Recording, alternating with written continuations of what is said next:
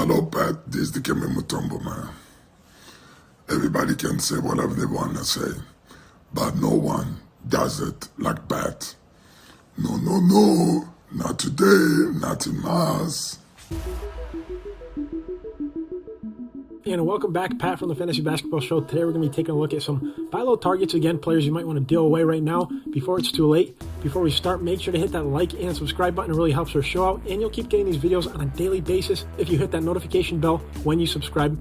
Also, check out our Discord down below, over 1,400 members. And if you have any questions about your team, ask us in that comment section below. We'll answer every single question. So now, let's get into this video. So we start off with Michael Porter Jr., 12 points or less in 3 of his last 4 games. So on an abysmal streak of bad games right now for Porter Jr. And he's been that way pretty much since he returned from injury. Only 14.3 points per game in the month of January, 0.2 steals per game, 0.7 assists per game, less than 5 rebounds, and shooting 75% from the free throw line. So Michael Porter Jr., get him right now. He's definitely not this type of player.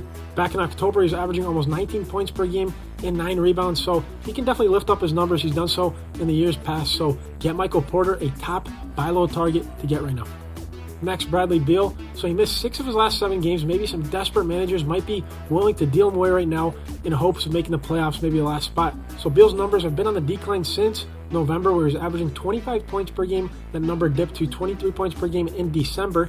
And he's averaging just 13 points per game in his last 2. So Beal right now is a player you want to take advantage of and capitalize on a great buy low trade if you can get him. He's shooting 53.5% over his last 2 months, so won't hurt your percentages. A good source of threes, points, in pretty much every category across the board. So Bradley Beal, an excellent buy low candidate.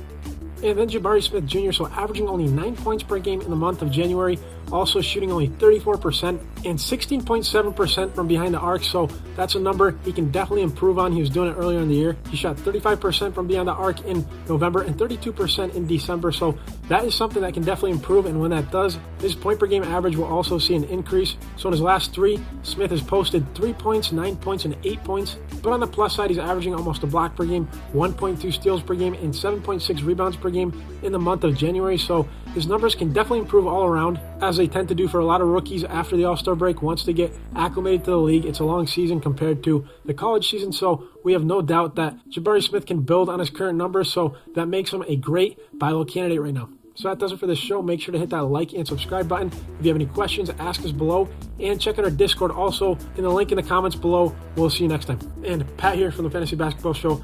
Today we're going to be taking a look at some sell high candidates, players you want to get rid of right now. Well, they're at a peak right now in terms of performance. So before we start, make sure to hit that like and subscribe button. It really helps our show out. And you'll keep getting these videos on a daily basis with that notification bell on when you subscribe. If you have any questions about your team, don't hesitate. Ask us in that comment section below. We'll answer every single question as we always do. And check out our Discord also below, over 1,400 members, an active fantasy sports community. So now let's get into this video.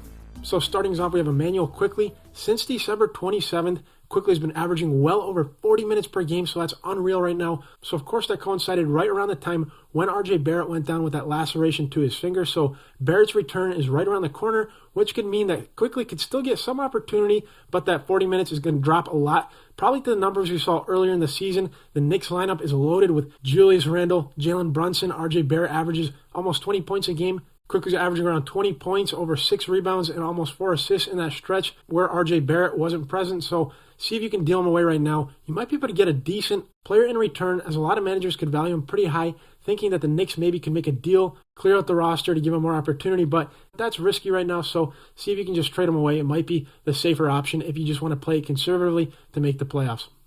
And next, CJ McCollum. So in November, he averaged 18 points per game. In December, he averaged 21 points per game. In January, now he's averaging 29 points per game. That's clearly not sustainable, as Brandon Ingram's return is also right around the corner, and Zion won't be back too far after that. So now might be the perfect time to deal away McCollum, as he looks like a three-point shooting machine. He had an 11 three-point game on December 30th and is averaging 4.5 threes per game so far in January. So great averages there, a lot of points, a lot of threes, can also get you quite a bit of rebounds and assists. So he's averaging 6 assists on the year and 5 rebounds. That number could also dip as Zion and Brandon Ingram also take away from that kind of production. And he's pretty good on the defensive end, averaging a steal per game on the year.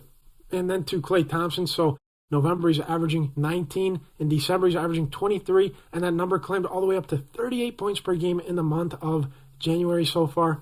Klay hasn't missed a beat, posting at least 24 points in each of his last 6 games. So now is the perfect time to ship him out and see if you can get a player who won't have that chance of being load managed down the stretch, as also Steph Curry is returning, so that could take away from a lot of his production. And Andrew Wiggins is also back, so once both him and Steph Curry get reacclimated to the offense, Steph clearly wasn't himself last night, so now is the perfect time to deal away Klay Thompson, as there could be a lot of changes in that offense right now, which could clearly be a detriment to Thompson's production. So that does it for this one. Make sure to hit that like and subscribe button. We'll keep making these videos on a daily basis, so make sure to hit that notification button when you subscribe to be alerted when we post. Also, check out our Discord below, over 1,400 members. If you have any questions, ask us in the comment section below. We'll see you next time.